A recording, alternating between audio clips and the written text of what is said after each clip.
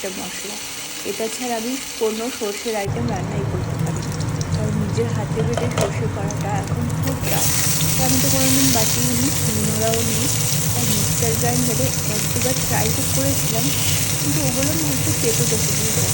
তো আপনাদের কাছে কি কোনো টিপস আছে কী করে ওগুলোকে তেতো ছাড়া ওগুলোকে মিক্স করা যায়? তাহলে আমাকে কিন্তু একটু জানাবেন, তাহলে আমি ট্রাই করে দেখবো।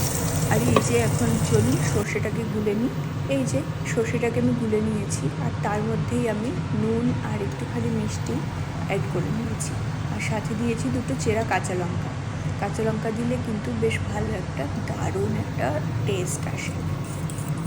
তো এই যে এটাকে এখন ভালো করে মিক্স করে নেবো। মিক্স করে নেওয়ার পর এটা তুলে ছড়িয়ে দেবো।